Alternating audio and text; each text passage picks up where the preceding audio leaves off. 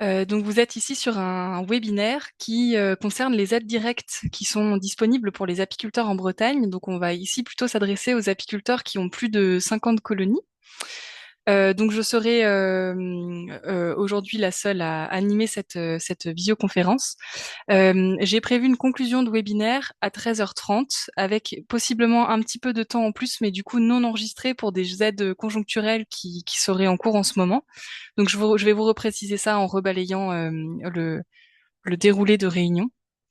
Euh, mais du coup, voilà, normalement, vous devriez avoir l'essentiel des informations pour pouvoir vous déconnecter à 13h30 pour ceux qui ne pourraient pas rester ensuite.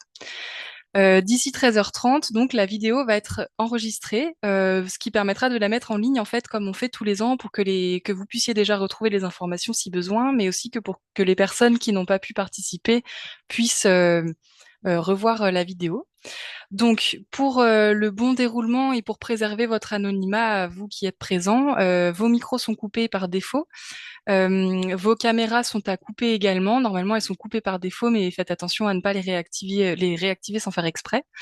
Et vous pouvez par contre bien sûr quand même poser vos questions. Ce que je vous propose pour pouvoir poser vos questions, c'est d'utiliser le chat, mais de me les envoyer en fait directement à moi. Donc il y a un petit exemple là en bas de la diapo avec marqué Camille Gruel. Du coup là, il faudra que vous cochiez Maëlle Collin et non pas Camille Gruel. Mais du coup la démarche est là, c'est que quand vous ouvrez le chat de réunion, en fait, vous avez la possibilité de choisir le destinataire à qui vous envoyez le message. Et je vous propose de l'envoyer à moi directement, ce qui me permettra d'avoir toutes les questions sous les yeux et de d'y répondre le plus efficacement possible. Voilà pour les petites recommandations pour un bon déroulé de webinaire. Donc je vous tiens avec moi pour 1 heure. Et voici le déroulé qui est prévu. Je vais vous parler un peu de la MAEC API, notamment qu'il va y avoir quelques changements notables cette année à prendre en compte pour pouvoir faire vos engagements en MAEC.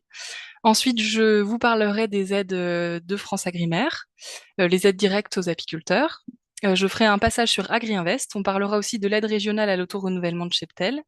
Je vous ferai une petite liste non exhaustive des aides que je ne peux pas mentionner là pendant ce webinaire, mais qui valent le coup d'être surveillées quand même.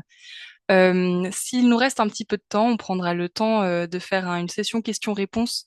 Euh, Sachant que après chaque morceau, après chaque aide que j'aurai abordée, je laisserai quand même un temps pour lire vos questions et essayer d'y répondre. Donc voilà, s'il nous reste quelques minutes à la fin, je reviendrai sur les questions auxquelles j'ai peut-être pas eu le temps de répondre. Et ensuite, ce que je vous propose, en fait, c'est pour cette 7e partie là de couper du coup l'enregistrement de la réunion. En ce moment, il y a donc les aides pour les pertes 2024 qui sont en cours dans les différents départements bretons. Je pense qu'il y en a plusieurs d'entre vous qui sont venus avec quelques questions à propos de ces aides-là. C'était pas vraiment l'objet du webinaire à l'origine, mais je vais profiter que vous soyez connectés pour pouvoir vous répondre pour ceux qui ont des questions à poser. Mais du coup, on le fera peut-être hors webinaire, donc une fois 13h30 passé, quand on aura coupé l'enregistrement du webinaire. Voilà. Alors, pour vous aider à me suivre dans le déroulé, comme c'est quand même beaucoup moi qui vais parler pendant 1 heure et que j'aimerais que vous puissiez retrouver les informations facilement suite au webinaire, on va fonctionner toujours de la même façon.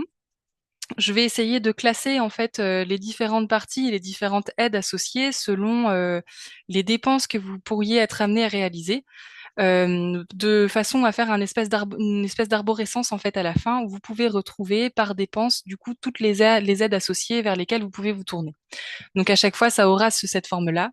En haut, un socle, quelle est la nature de mes dépenses, et ensuite on descend et ça aboutira en bas de l'arbre à l'aide que vous pouvez solliciter. Comme ça, vous pourrez retourner directement sur la partie concernée. Voilà pour le déroulé global. Je vais commencer tout de suite. Je vois que vous êtes une quinzaine, donc peut-être que quelques personnes nous rejoindront en cours de route. Je vais commencer donc avec la MAEC API. Donc la MAEC API s'adresse aux apiculteurs qui ont des cheptels de plus de 72 colonies de production. Je précise bien de production, on verra que ça a quand même son importance. Le principe général de la MAEC API, c'est une aide en fait qui découle de la PAC, donc la politique agricole commune, et qui sollicite un fonds qui s'appelle le FEADER, qui est un des fonds des deuxièmes piliers de la PAC.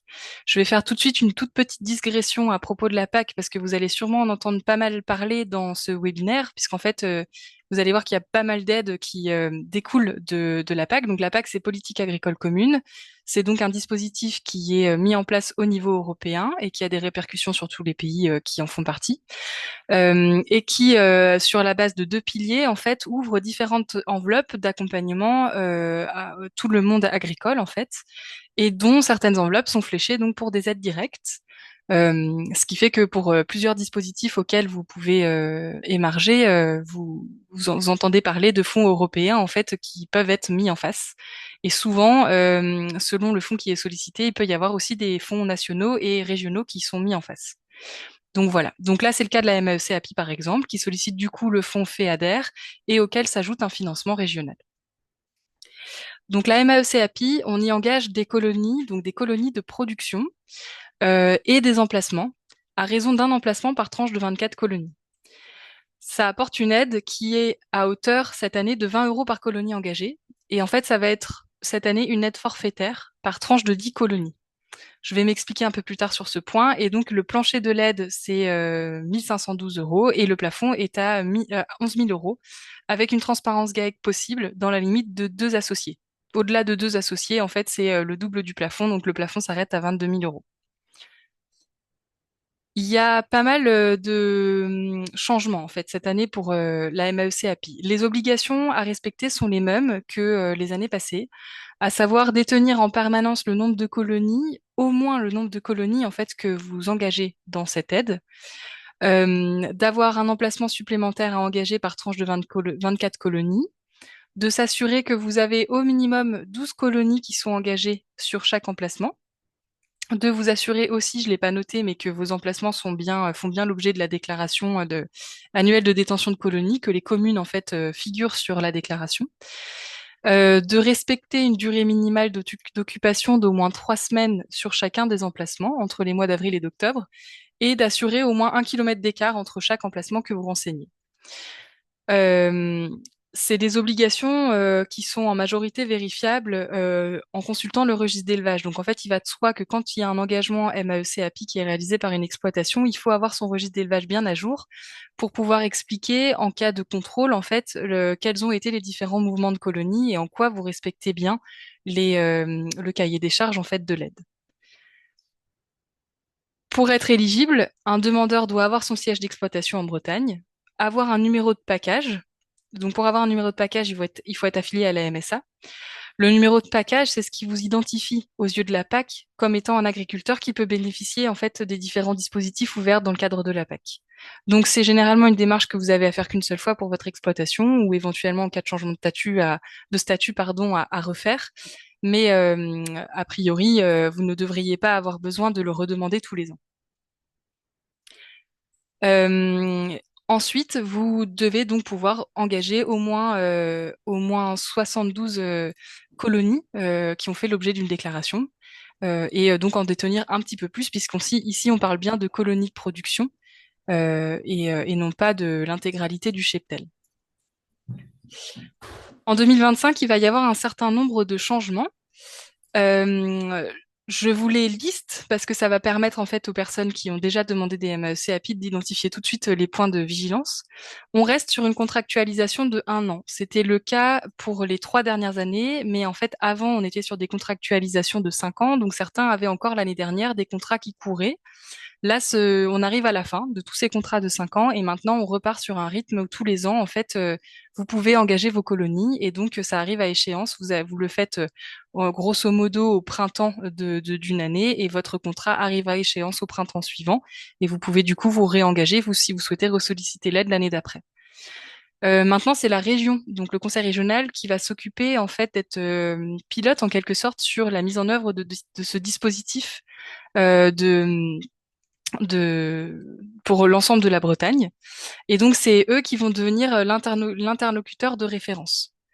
Ce qui fait qu'il va y avoir un changement de plateforme pour que vous puissiez déposer vos dossiers. Vous n'allez plus devoir demander votre aide sur Télépac, mais vous allez pouvoir engager vos colonies en fait sur une plateforme du conseil régional qui s'appelle du coup la plateforme Aiden et ce qui implique de prendre en compte un temps de prise en main de cette plateforme pour ceux qui ne l'ont encore jamais utilisée.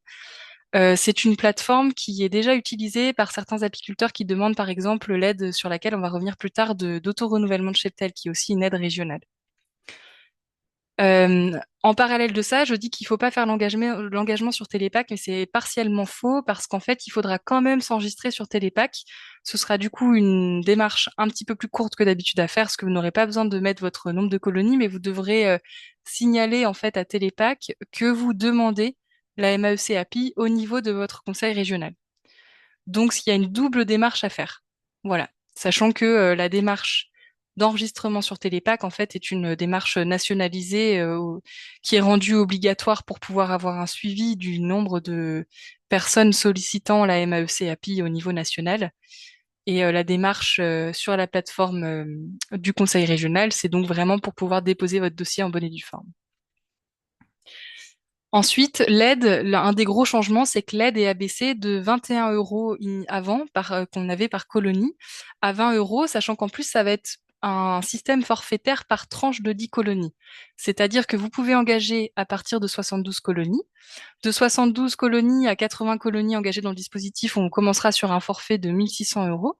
Et ensuite, à chaque fois que vous rajoutez une dizaine de colonies, en fait, on ajoute 200 euros, donc 20 euros par colonie aux forfaits d'aide qui peuvent vous être attribués. Donc, on augmente comme ça progressivement de 200 euros jusqu'à atteindre le plafond de l'aide qui est du coup de 11 000. Une autre modification notable, c'est la fin du zonage. Avec avant, il y avait, alors c'était pas forcément ça le terme exact, j'ai marqué emplacement de biodiversité sur la diapo pour simplifier, mais c'était des emplacements ou des communes qui étaient reconnues intéressantes au titre de la biodiversité. Il fallait assurer un certain nombre d'emplacements sur ces communes-là, qui étaient dans une liste en fait. Ça, c'est terminé. A priori, vous n'aurez plus besoin de faire ce jonglage-là en vérifiant que vous avez un certain nombre d'emplacements dans des communes qui figuraient dans cette liste-là. Maintenant, ce sera tout simplement toutes les communes bretonnes qui seront éligibles au dispositif. Et enfin, au niveau des dates de dépôt de dossier, on sera encore sur une contractualisation qui sera possible à partir du 1er avril. Ça ne change pas cette année, étant donné que c'est la mise en route de la nouvelle plateforme et du nouveau basculement avec le conseil régional. Le temps de contractualisation est allongé. Avant, c'était possible au 15 mai. Et maintenant, vous aurez, enfin cette année en tout cas, vous aurez jusqu'au 30 juin pour pouvoir déposer vos demandes, pour préparer d'éventuels retards en fait que ce soit au niveau informatique si les plateformes ne sont pas prêtes à temps ou simplement au niveau des personnes qui déposent des dossiers pour anticiper le besoin de prise en main des nouveaux outils. Voilà pour ça. Alors maintenant, si je résume, comment ça se passe? Donc, vous contractualisez pour un an. Vos interlocuteurs référents, c'est la région, globalement, pour faire la demande. La DDTM pourra rester un interlocuteur pour tout ce qui concerne Télépac et notamment votre demande du numéro de package qui est à faire auprès de la DDTM pour ceux qui ne l'ont pas. Donc la contractualisation sera possible à partir du 1er avril si les outils numériques sont prêts et au 30 juin 2025. Et il faut prévoir, a priori, sur les calendriers de paiement, de rester comme à l'habituel, c'est-à-dire des paiements plutôt en mars de l'année suivante.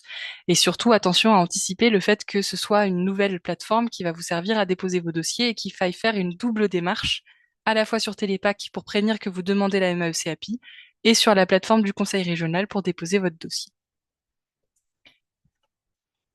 Si vous avez besoin de plus d'informations à propos de cette aide-là, tous les ans, on publie une note d'information sur notre site internet. Donc, je vais vous envoyer le diapo, donc vous aurez accès au lien. Et sinon, ces diapositives-là, en fait, sont en libre accès sur notre site internet pour vous permettre de retrouver les documents.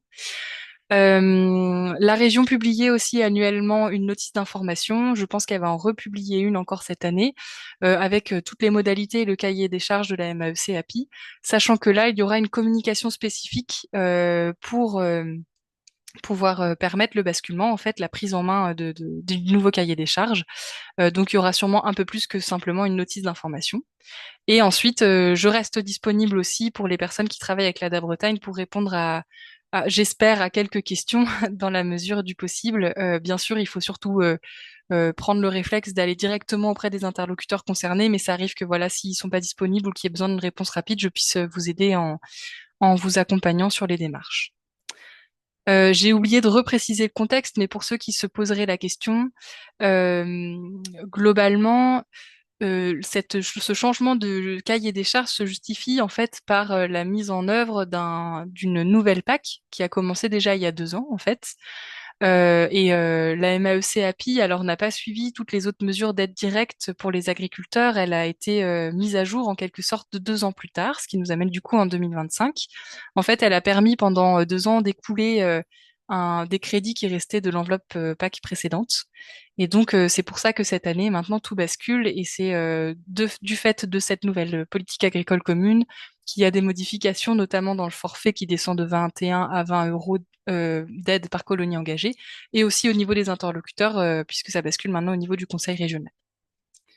Voilà.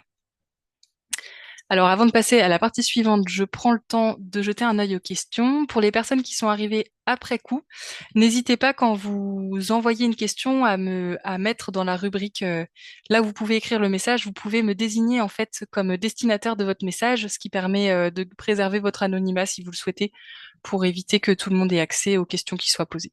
Voilà. J'avais une question sur le numéro de package. Du coup, non, c'est pas la MSA qui le fournit. Il faut être à la MSA pour pouvoir avoir un numéro de package, mais par contre, la demande est à déposer à sa DDTM. Voilà. Et faut-il engager des colonies par multiple de 10 par emplacement? Non, c'est pas nécessaire. Vous pourrez toujours dans la MAEC API engager en fait, grosso modo, on peut dire entre 12 et 24 emplacements, pardon, entre 12 et 24 colonies par emplacement, parce que vous avez cette obligation en fait par emplacement d'avoir au minimum 12 colonies et vous avez aussi l'obligation de déclarer un emplacement supplémentaire par tranche de 24 colonies. Et le système en fait de tranche de 10 colonies ne sert qu'à calculer l'aide qui vous sera attribuée, mais ça vous empêche pas d'engager le nombre de colonies que vous souhaitez par emplacement et le nombre de colonies totales en fait dans la mesure. Vous pouvez très bien engager par exemple 89 colonies, c'est pas du tout un souci quoi, il faut pas tomber sur une dizaine. J'ai pas l'impression qu'il y ait plus de questions pour le moment, donc je vais pouvoir passer à l'aide suivante. N'hésitez pas s'il y a des questions qui vous viennent après coup à les noter quand même. Alors, on va passer ensuite sur les aides de France Agrimaire. Les aides de France Agrimaire, c'est donc, je vais vous parler ici uniquement que des aides qui sont directes pour les apiculteurs, donc qui sont à destination des apiculteurs ayant plus de 50 colonies déclarées. En fait, elles sont rendues disponibles dans le cadre du PSA, donc c'est le programme sectoriel apicole. C'est une déclinaison en fait du plan national qui fait suite à la politique agricole commune, mais le PSA est spécifique apicole et comprend donc des mesures dédiées à la filière apicole. Et il sollicite donc comme fonds une autre enveloppe, cette fois, qui est du coup le FEAGA, qui est un fonds européen. Et après, il y a 50% en face qui viennent de fonds nationaux. Notamment, là, on va parler de deux aides directes. Et donc, c'est France Agrimaire qui est le fonds mobilisé pour pouvoir vous proposer ces deux aides-là. Donc, on va parler de l'aide cheptel et l'aide rationalisation de la transhumance. On les appelle couramment juste cheptel et transhumance. Vous avez sûrement déjà dû en entendre parler. Euh, alors, commençons par la première. Si pour assurer le développement de votre cheptel, vous avez besoin d'acheter du matériel soit pour le développer, soit pour le contenir, ou des dispositifs anti-vol, vous allez pouvoir avoir recours à cette aide-là, cheptel de France Agrimaire. Elle s'appelle en fait préservation, repeuplement et développement du cheptel. Ça, c'est son petit nom. Mais son objectif, c'est tout simplement d'aider aux achats destinés au développement du cheptel apicole. Et c'est une aide pour le coup qui va être forfaitaire. Comment ça fonctionne? En fait, vous pouvez tout simplement déposer facture à l'appui une demande d'aide pour différents investissements que vous avez réalisés dans votre développement de cheptel. Ça peut être donc des ruches vides ou des ruchettes vides, ça peut être des nucléis ou des ruchettes de fécondation, ça peut être aussi des ruches connectées, de l'isolation pour les ruches par kit en quelque sorte. Abreuvoir, des dispositifs anti-vol, des essaims ou des essaims même labellisés AB. Et ça peut être aussi des paquets d'abeilles sans reine et des reines à l'unité.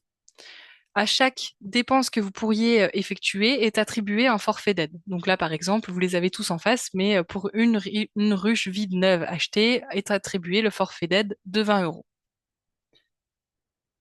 Pour pouvoir demander une aide de France Agrimaire, il faut avoir un numéro de SIRET actif au moment de la demande et au moment du paiement. Il faut avoir déclaré au moins 50 colonies l'année passée.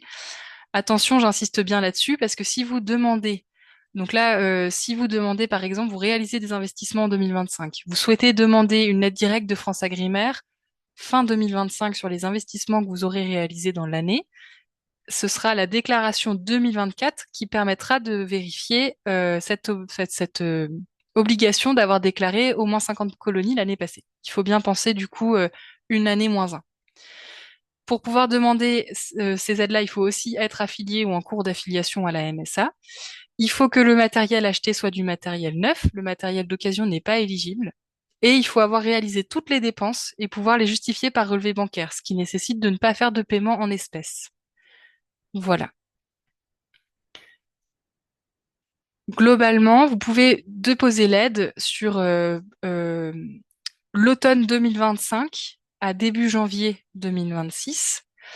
En fait, c'est toutes les dépenses qui sont éligibles, ça fonctionne par année civile. Vous pouvez les réaliser entre le 1er janvier et le 31 décembre 2025 en faisant bien attention à ce que les débits associés aux différentes dépenses figurent bien sur vos relevés de compte en fait sur la période donnée du 1er janvier au 31 décembre. Ça, c'est le critère majeur d'éligibilité. Et ensuite, la dépense, si vous estimez que vous avez terminé toutes vos dépenses de l'année 2025 à l'automne au moment de l'ouverture du dispositif, vous pouvez déjà déposer votre dossier et sinon vous pouvez aussi le déposer en début d'année prochaine. Donc généralement c'est jusqu'au 20 janvier que c'est possible. Vous pouvez déposer un dossier, enfin vous serez éligible en fait si votre demande porte sur au moins 500 euros d'aide. Donc, c'est-à-dire que quand vous mettez bout à bout toutes les dépenses le matériel que vous avez acheté, il faut qu'en accumulant les différents forfaits à l'unité qui sont proposés, vous arriviez bien à 500 euros. On parle bien ici de 500 euros à partir des montants forfaitaires et non pas à partir des dépenses réelles que vous aurez réalisées, puisqu'ici, les dépenses réelles, en fait, ne seront pas prises en compte pour le calcul de l'aide. Il y a un plafond ensuite qui est à 7 000 euros d'aide max par exploitation, avec une possibilité de transparence GAEC qui multiplie en fait ce plafond de 7 000 euros par le nombre d'associés. Le dépôt des demandes est à faire en ligne, et là pour le coup ce sera sur une plateforme de France Agrimaire qui s'appelle la plateforme d'acquisition des données, donc le PAD. Voilà. Je vais enchaîner avant de prendre vos questions sur une autre aide directe de France Agrimaire, parce que les deux se rejoignent et se ressemblent sur certains points. Donc là, on va maintenant s'intéresser, à d'autres types de dépenses.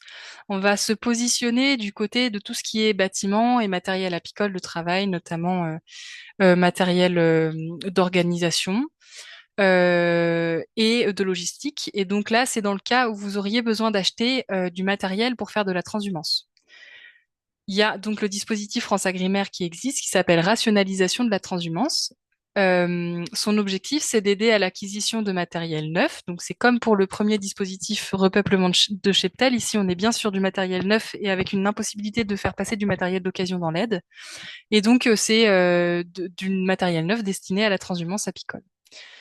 Cette fois-ci, on ne sera pas sur un fonctionnement forfaitaire. On est sur un taux d'aide. Donc là, vont être regardées les dépenses que vous réalisez en face des différents investissements dans la limite de certains plafonds. Alors donc c'est 40% le taux d'aide qui est fixé. Donc je vais m'expliquer sur la limite des plafonds. En fait, vous avez donc toute cette liste-là des dépenses qui peuvent être prises en charge dans l'aide. Donc on a des grues électriques, chargeurs tout-terrain, brouettes à assistance électrique, les chariots, diable élévateurs électriques pour faire de la transhumance, les remorques, haillons élévateurs, aménagement de plateaux pour véhicules, des palettes aussi, des débroussailleuses à condition qu'elles coûtent plus de 800 euros hors taxe, les débroussailleuses à dos à condition de coûter plus que 450 euros hors taxe, et vous pouvez aussi faire passer des prestations de services pour aménager des sites de transhumance ou des achats de balances électroniques qui permettent d'avoir un suivi des colonies à distance. Donc ça, c'est la liste. Bien sûr, vous avez pas le temps pour ceux qui connaissent pas le dispositif de l'assimiler maintenant, mais vous pourrez revenir sur ces documents-là si vous faites des investissements susceptibles d'être éligibles. Mais ce qu'il faut bien retenir, en fait, c'est cette histoire de plafond associé à chacune des dépenses. Donc le principe, c'est simplement que vous pouvez donc engager un investissement sur ces matériels éligibles, mais le dispositif ne prendra en charge l'investissement que dans la limite d'un certain plafond à l'unité qui est donc associée à chacun. Donc par exemple, si je prends la ligne remorque, vous pouvez acheter une remorque, vous allez présenter votre facture, pardon, vous allez présenter votre facture d'achat, mais si la facture d'achat est au-delà de 3 600 euros, en fait, l'aide ne vous aidera à hauteur de 40% d'investissement que sur 3 600 euros. Si votre facture d'achat est en deçà de 3 600 euros, admettons par exemple que vous avez dépensé 2 800 euros, eh bien l'aide vous accompagnera à hauteur de 40% des 2 800 euros qui ont été dépensés. Voilà. J'espère que j'ai été assez claire. Sinon, vous n'hésitez pas à me dire si vous avez besoin que je reprécise ça. On parle bien ici de montants hors taxe et on est sur des plafonds du coup à l'unité. Pour pouvoir demander cette aide-là de rationalisation de la transhumance France Agrimaire, c'est globalement les mêmes conditions d'éligibilité que pour la première aide directe de France Agrimaire qu'on avait vue juste avant. Donc avoir un SIRET actif, avoir déclaré au moins 50 colonies, attention, c'est bien l'année précédente qui sera regardée, être affilié ou en cours d'affiliation à la MSA, on reste sur du matériel neuf et il faut pouvoir justifier toutes les dépenses par relevé bancaire. Il faut que les dépenses, si vous souhaitez demander une aide là pour les dépenses 2025, soient bien débitées entre le 1er janvier et le 31 décembre 2025. Une CUMA peut aussi être éligible sur ce dispositif-là. Voilà. Le seuil d'accessibilité est aussi à 700 euros. Alors, enfin, et à 700 euros d'aide minimum. Ça correspond, 700 euros d'aide, comme on est sur un taux d'aide de 40%, ça correspond à un projet d'investissement de 1750 euros hors taxe, avec tous les investissements cumulés que vous pourriez vouloir passer dans l'aide. Et le plafond varie par contre selon la taille du cheptel de l'exploitation qui dépose la demande. Donc si on est sur une exploitation qui a une taille de cheptel entre 50 et 150 colonies, on va être sur un plafond d'aide possible à 7000 euros. Et si on est sur une exploitation qui a plus de 151 colonies, on va être sur un plafond d'aide à 15 000 euros par exploitation. Avec encore une fois une transparence GAEC possible qui permet de multiplier ce plafond par le nombre d'associés de l'exploitation. Et c'est le même calendrier que pour le premier dispositif de France Agrimaire, donc avec un dépôt possible à partir de l'automne de la fin d'année et qui court jusque généralement le 20 janvier de l'année suivante. Donc là, ce sera 20 janvier 2026. Toujours pareil, si vous avez besoin de plus d'informations, vous avez donc de la documentation disponible sur le site de l'ADA Bretagne, mais surtout, bien sûr, le site de France Agrimaire qui reprécise tous les cahiers des charges et les modalités de ces dispositifs. Je reste aussi en contact si besoin, et surtout, si vous avez des questions à poser, notamment par rapport à l'éligibilité de certains investissements, vous avez une adresse mail de contact qui vous permet d'envoyer vos questions directement à France Agrimaire.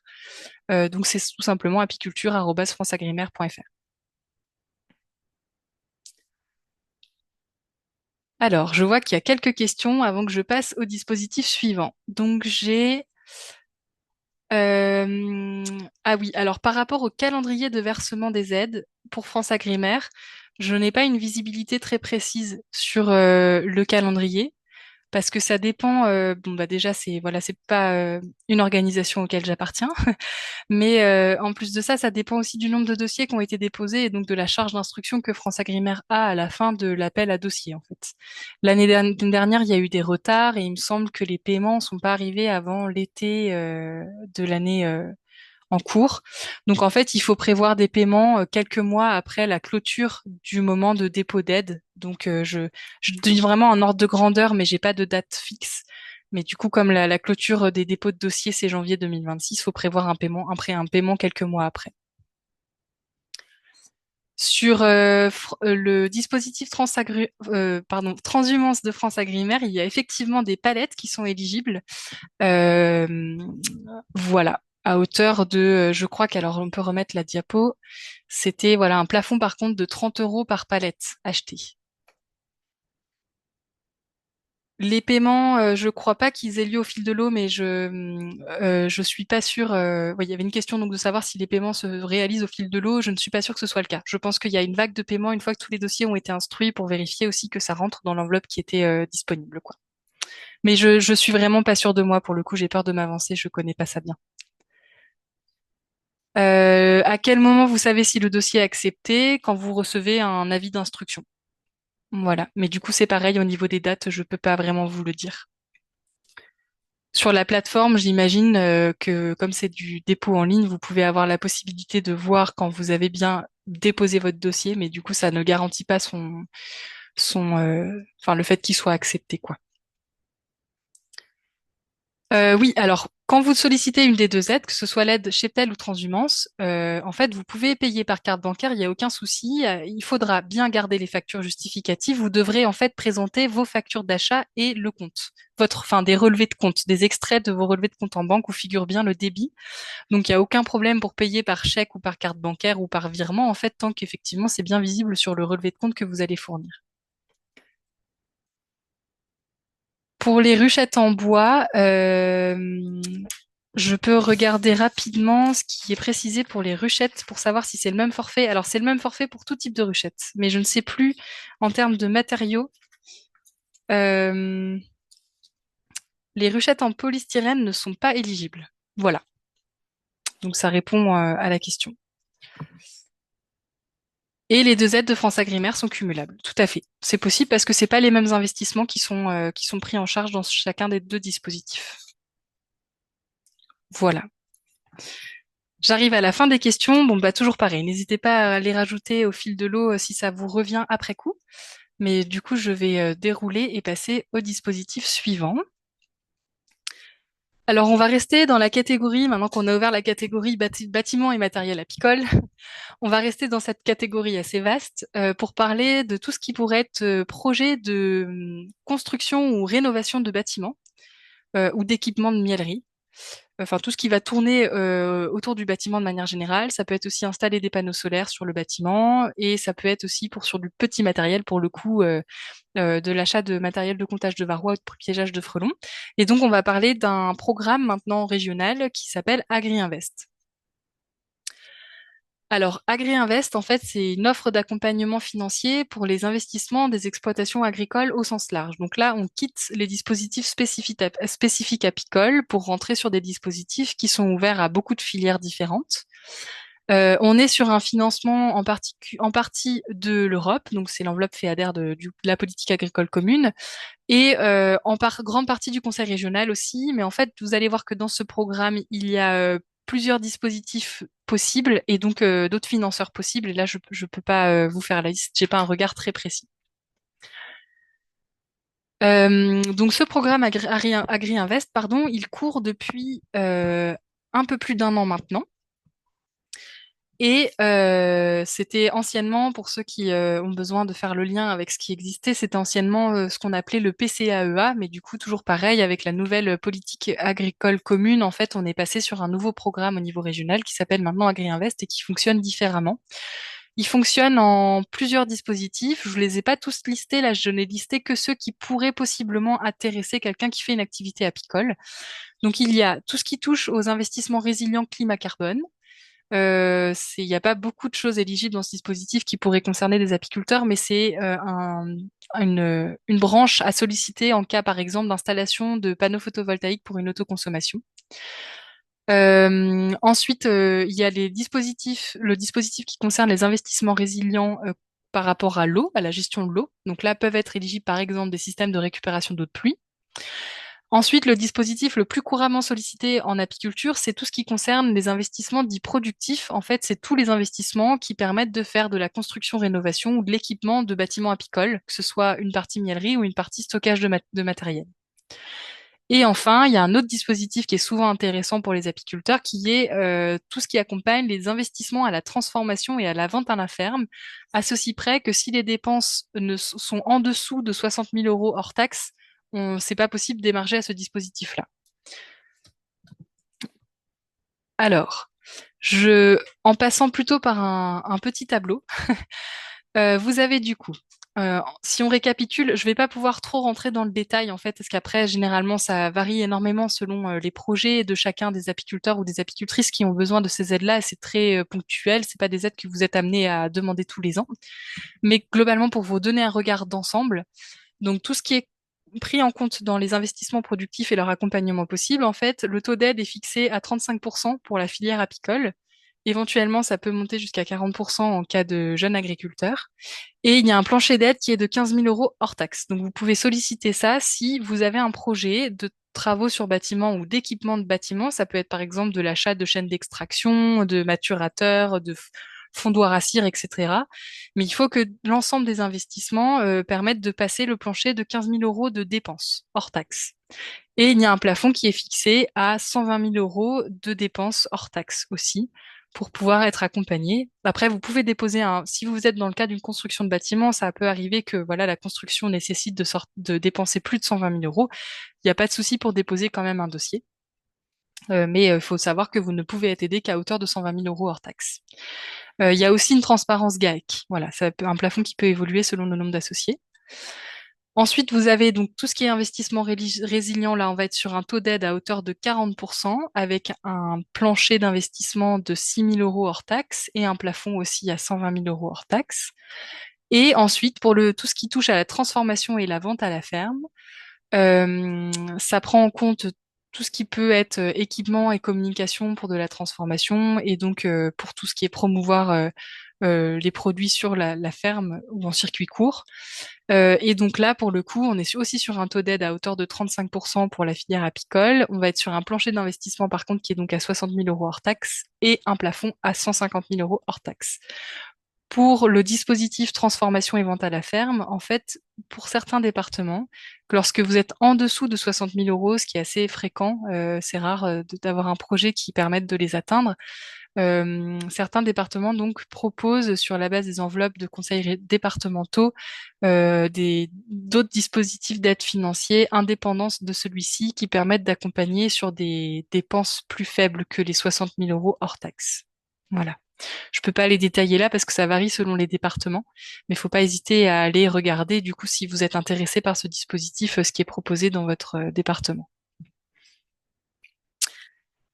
Les conditions d'éligibilité sont, enfin, celles qui sont communes, du moins, aux différents dispositifs de ce programme, c'est qu'il faut être déjà agriculteur, c'est-à-dire affilié à la MSA en tant qu'exploitant. Ça peut être exploitant à titre principal ou secondaire. Mais ça, c'est important parce qu'en fait, souvent, dans le cas d'un projet d'installation, c'est ce qui va être limitant pour pouvoir solliciter AgriInvest. Il faut bien sûr atteindre les planchers de dépenses éligibles propres à chaque dispositif. Pour une branche, notamment les investissements productifs, en fait, il faut pouvoir valider ce qu'ils appellent un contrat de transition agroécologique. Alors, je me permets de remonter quelques diapositives avant pour vous le remettre. C'est vrai aussi pour les investissements liés à la transformation. Mais là, vous voyez qu'en fait, dans les deux dernières branches, productif et transformation, il y a cette case-là, CTAE, j'ai mis le logo de l'ADA Bretagne à côté. En fait, le contrat de transition agroécologique, c'est une forme, je pourrais dire, de passe-droit, en quelque sorte, qui garantit que l'exploitation qui va déposer un projet est engagée dans un certain nombre de démarches environnementales. Et en fait, pour l'apiculture, vous avez la possibilité d'avoir justement un espèce de passe-droit pour ne pas valider ce contrat via un diagnostic ou via un engagement dans un programme de réduction de carbone ou ce genre de choses. Mais vous pouvez en fait tout simplement justifier du fait que vous êtes dans une filière apicole et ça suffit pour pouvoir vous valider le CTAE et vous permettre d'accéder aux accompagnements sur des investissements de productifs ou transformation. Et pour justifier que vous êtes apiculteur professionnel, il faut que vous montrez votre justificatif de contribution à l'ADA. Donc attention par contre à bien avoir une contribution en tant qu'exploitant, puisque c'est une condition d'éligibilité que d'être exploitant, que ce soit à titre principal ou secondaire. Voilà. Pour tout ça, les cas particuliers, il faut pas hésiter en fait à prendre contact avec moi. J'essaie dans la mesure du possible d'effectuer un suivi un peu individuel pour bien comprendre les différentes articulations et comment l'apiculture peut être inclus dans ce dispositif. Euh, voilà pour le CTAE. Et ensuite, autre chose importante à noter, c'est que si vous avez, pour certains d'entre vous, déjà commencé des travaux sur un bâtiment, c'est pas un souci. Vous pouvez encore déposer un dossier de demande d'aide parce qu'en fait, c'est possible tant que le projet n'est pas fini. Donc, c'est-à-dire tant que le bâtiment n'est pas fonctionnel, qu'il n'y a pas les dernières portes, les dernières fenêtres, on va dire en quelque sorte, vous avez le droit de déposer encore un dossier. Mais attention, il faut bien que le dossier soit déposé et validé. Ça ne veut pas dire que l'aide vous sera attribuée, mais il faut que sur la plateforme de dépôt de dossier, vous ayez bien un dossier déposé pour pouvoir finaliser vos investissements. À partir du moment où le dernier clic est fait et que le dossier est soumis, vous avez le droit en fait de terminer le bâtiment et d'acheter le matériel. Pour tout ce qui concerne les équipements, là, il faut faire très attention. Par exemple, on peut mettre dans l'équipement, en fait, c'est tout ce qui est matériel du type chaîne d'extraction, par exemple. Là, il faut surtout pas les régler et les payer avant de déposer le dossier. Pour le coup, ça devient inéligible si ça a déjà été réglé, voire même livré avant que vous déposiez le dossier. Donc, les travaux peuvent être commencés mais pas terminés, et les équipements ne doivent pas être achetés au moment du dépôt de dossier. Voilà. Évidemment, tout ce que je vous dis là, c'est pas exhaustif. Il faut bien prendre le temps de lire, pardon, le cahier des charges du dispositif concerné si vous vous lancez dans des travaux ou dans un dossier de demande d'aide. En ce qui concerne les modalités de demande, c'est à déposer aussi sur la plateforme de la région. La demande de contrat de transition agroécologique est à faire sur la même plateforme, un petit peu avant du coup le dépôt de dossier. Et il faut savoir qu'une exploitation ne peut pas déposer plus de 2 demandes pour des investissements productifs au cours de la programmation 2023-2027. Voilà, je le dis parce que ça peut arriver parfois qu'il y ait des projets de bâtiments qui émergent et que dans les années qui suivent, en fait, il y a besoin d'améliorer ou de racheter du matériel et que du coup, il y a un nouveau dossier qui soit déposé. Il faut bien anticiper le fait qu'il y ait que 2 dossiers possibles d'ici 2027. Et surtout, j'attire votre attention sur le fait que c'est des dossiers qui sont très conséquents à monter. Il faut fournir beaucoup de devis. En fait, pour chaque dépense, selon le montant de la dépense, il faut justifier d'un coût. C'est pas forcément l'aide n'est pas calculée sur la base de ce que vous aurez réellement dépensé, mais elle sera calculée sur la base des devis que vous aurez demandés. Et notamment, il faut faire des moyennes entre devis de fournisseurs différents et d'artisans différents. Donc, il faut vraiment bien le mieux vous anticiper, le mieux c'est pour pas se faire prendre de court. Et c'est ça qui va souvent conditionner un peu le calendrier du projet parce que ça marche par rappel à projet en fait. Donc n'hésitez pas à anticiper, à contacter l'ADA, à bien lire tout ce qu'il faut lire concernant le cahier des charges pour savoir sur quel calendrier vous pouvez vous situer et bien coller ça à vos travaux. Donc là, il y a un appel à projet qui est en cours jusqu'au 31 juillet 2025. Et ensuite, il y aura un moment où ça va fermer, peut-être pendant quelques semaines ou quelques mois, et ça rouvrira, mais j'ai pas la date du prochain appel à projet. Alors, je prends le temps de regarder vos questions.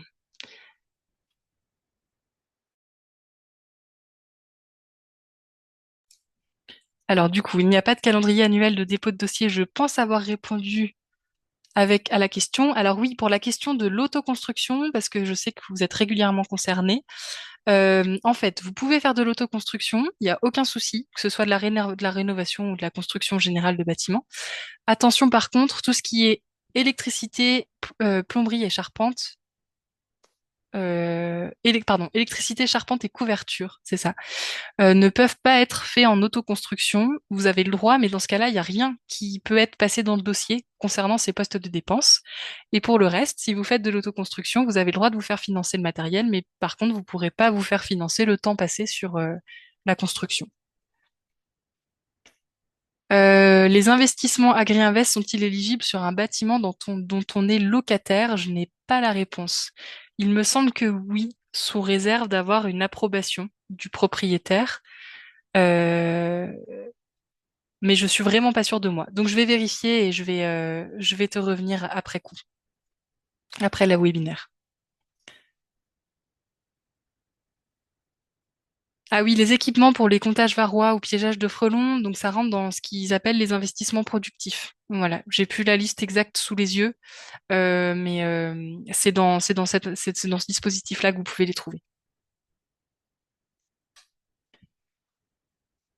Alors, je vais passer à la suite. Il nous reste encore un dispositif à voir et il me reste 15 minutes de webinaire. On va s'intéresser de nouveau à la première vague de dépenses, on va dire, donc tout ce qui touche au cheptel et à son développement. Et dans ce cas-là, on va parler de ce que vous pouvez faire vous au sein même de votre cheptel, c'est-à-dire de l'élevage tout simplement, et dans le cas précis d'élever des essaims pour compenser la mortalité annuelle. Dans ce cas-là, vous pouvez solliciter donc l'aide régionale à l'auto-renouvellement de cheptel. Donc le principe général, ça s'appelle aide à la reconstitution des populations d'abeilles en Bretagne. Donc c'est une aide régionale. Là pour le coup, c'est 100% le conseil régional qui vous la met à disposition. Donc si vous en parlez avec des apiculteurs d'autres régions, il se peut qu'il n'ait pas ce dispositif qui leur soit accessible. Et son objectif, en fait, c'est de vous aider à compenser les pertes hivernales et estivales en faisant de l'élevage à partir de votre propre cheptel.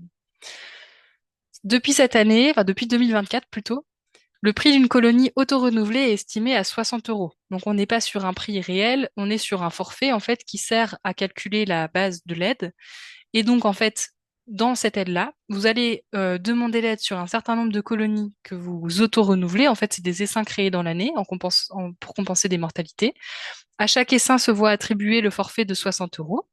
Et ensuite, vous êtes aidé à hauteur de 40% sur ce montant-là, sachant que ça peut être un taux d'aide à 50% pour des personnes qui sont installées depuis moins de 5 ans.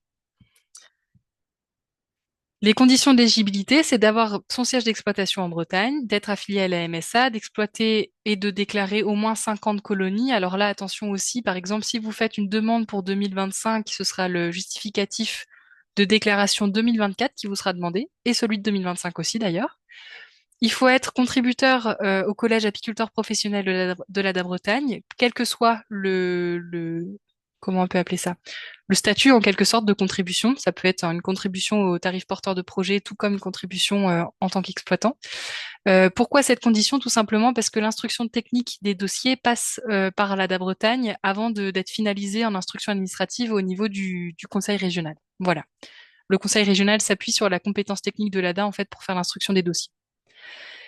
Pour pouvoir être éligible, il faut enregistrer un taux de mortalité de 15% sur son cheptel entre grosso modo janvier et novembre de l'année où vous déposez la demande.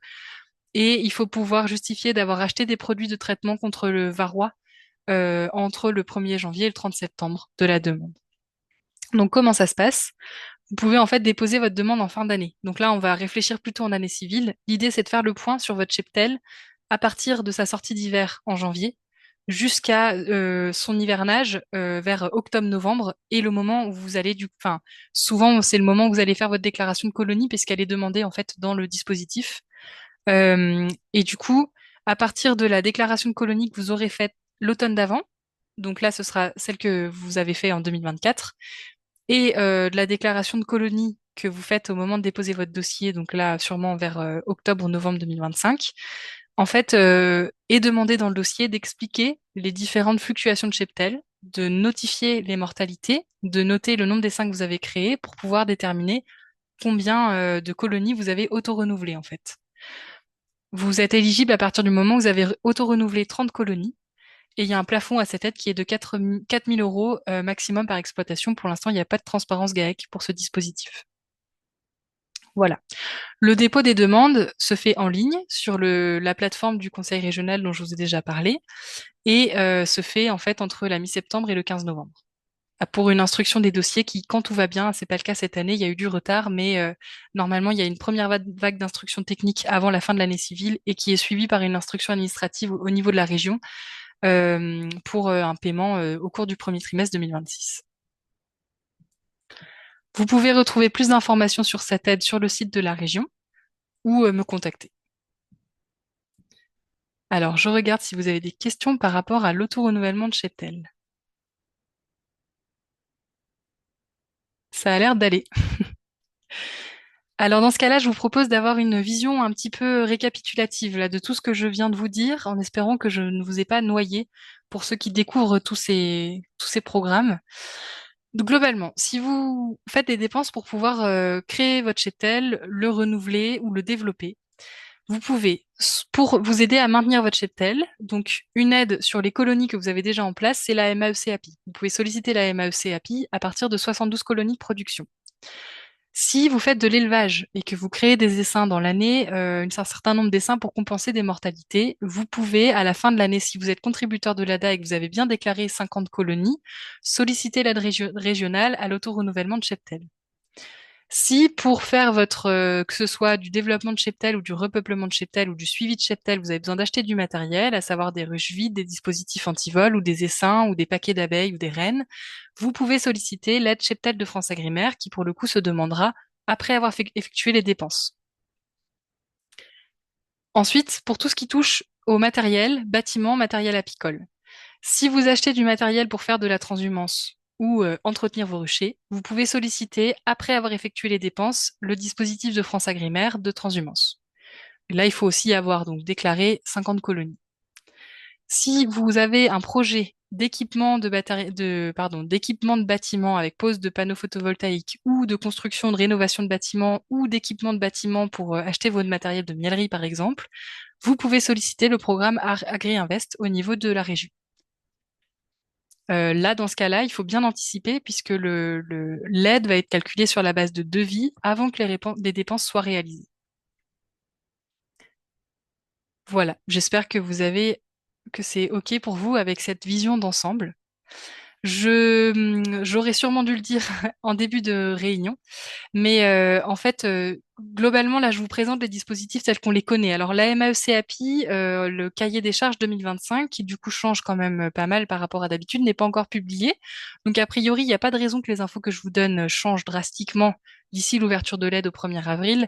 Mais il faudra bien faire attention à consulter la communication du Conseil régional et le nouveau cahier des charges une fois qu'il sera publié. C'est important parce que j'ai pas encore de visibilité dessus, donc je peux pas être exhaustive et peut-être qu'il y a des choses qui peuvent être amenées à changer. Ensuite, pour le reste, tout ce qui est aide régionale à l'auto-renouvellement de cheptel, ça fait une paire d'années que l'aide fonctionne, donc il n'y a pas de raison qu'elle soit supprimée du jour au lendemain, je pense. Mais ceci dit, elle n'a pas été non plus validée, son ouverture n'a pas été revalidée pour cette année, donc je vous la présente comme si ça allait être bien revalidé, mais il faudra bien vérifier que c'est le cas quand approche la fin d'année et qu'il n'y a pas non plus de modification dans le cahier des charges. Et pour les aides de France Agrimaire, c'est pareil, c'est des aides qui sont lancées pour plusieurs années parce que c'est un programme quinquennal en fait. Mais ceci dit, il y a parfois des modifications de cahier des charges, donc attention à bien. Là, vous avez en tête la trame en quelque sorte, mais attention à bien vous repencher dessus au moment de solliciter les dispositifs pour être à jour des différentes modifications de cahier des charges. Pour Agri-Invest, le programme court aussi jusque 2025, donc pour l'instant, il n'y a pas de raison qu'il y ait des gros changements, d'autant que l'appel à projet est en cours. Ou consulter le cahier des charges de la MAEC API. Bah pour l'instant, je ne peux pas répondre parce qu'il n'a pas été mis en ligne. Il faut qu'il soit validé en interne au niveau de la région. Il n'a pas été publié. Mais on vous le relaiera bien, notamment via la newsletter de l'ADA quand il sera disponible, quoi. Il sera sur le site internet de l'ADA et je pense qu'il sera sur le site internet de la région. Voilà. Alors, en attendant que vous ayez possiblement d'autres questions qui vous viennent en tête, je veux quand même, je vais pas pouvoir trop m'épancher dessus parce que c'est pas forcément des aides que je maîtrise très bien, mais je voulais juste vous dire que tout ça, c'est pas exhaustif. Là, je vous ai présenté les aides en fait qui sont récurrentes et qui sont fréquemment sollicitées par les apiculteurs pour que vous ayez une vision d'ensemble, notamment pour les personnes qui s'installent. Mais globalement, il y en a d'autres. Il y a déjà les aides MSA qui existent, donc les aides aux conditions de travail, les aides à l'ergonomie notamment, le dispositif AFSA. Donc ça, il ne faut pas hésiter à vous rapprocher de la MSA quand vous voyez que vous avez soit des difficultés et que vous avez besoin d'un conseil pour mieux vivre votre travail ou que vous avez besoin d'investir dans du matériel qui vous permettrait de gagner en confort de travail. Voilà, c'est des aides qui peuvent se débloquer sous sollicitation directe de la part de l'exploitant à son conseiller MSA. Donc c'est bien de savoir que ça existe. Ensuite, il y a les aides complémentaires jeunes agriculteurs, donc ACJA, avec pour notamment, ça c'est donc une aide de la politique agricole commune pour les jeunes agriculteurs qui ont un peu de terre agricole, qui permet, sous réserve d'avoir un peu de foncier, en fait, d'avoir un montant forfaitaire qui vous est attribué au moment de l'installation. C'est important de le savoir. Il faut surtout pas hésiter à solliciter votre DDTM pour avoir un peu plus d'informations là-dessus. La région aussi peut ponctuellement proposer des dispositifs d'accompagnement, donc c'est bien de regarder un peu ce qui peut se faire de temps en temps. Les départements, je vous ai parlé par exemple des aides départementales qui peuvent accompagner sur du circuit court, de la vente directe ou de la transformation. Par exemple, en Ille-et-Vilaine, on appelle ça aide à la diversification. Donc, n'hésitez pas à aller voir aussi ce qui se fait au niveau de votre département. Il y a une aide de France Agrimaire qui permet d'avoir des abaissements de prix pour les analyses en laboratoire, avec un certain nombre de laboratoires du coup qui sont listés en fait comme émargeants à cette aide-là et qui permet d'avoir des remises sur, enfin ça s'appelle pas vraiment des remises, mais du coup d'avoir des coûts d'analyse plus bas. Voilà. Et ensuite, il y a les aides bien sûr liées à l'installation. Là, pour le coup, vous savez que pour ceux qui travaillent avec l'ADA, il y a ma collègue Camille Gruel qui travaille sur le sujet de l'accompagnement à l'installation. Il faut surtout pas hésiter à la solliciter. Le crédit d'impôt bio qui existe aussi. Et voilà, c'est une liste qui est pas exhaustive. Notamment, je sais que parfois, dans les communautés de communes notamment, ou les agglomérations, il est possible aussi qu'il y ait des dispositifs ponctuels qui se mettent en place, ou voire même pas ponctuels, mais en tout cas locaux. Donc, n'hésitez surtout pas aussi à poser la question, voilà, dans vos mairies et dans le réseau que vous connaissez au niveau local. J'ai pas forcément toutes ces aides-là dans mon radar, quoi. Voilà. À ça s'ajoutent bien sûr aussi toutes les aides conjoncturelles.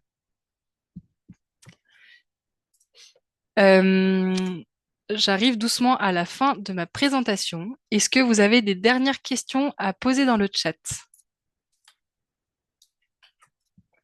Donc, je rappelle, pour ceux qui sont arrivés en cours de route, j'ai prévu de prolonger un petit peu la visio en fait sur le sujet des aides concernant les pertes 2024, que ce soit perte de récolte ou perte de fonds.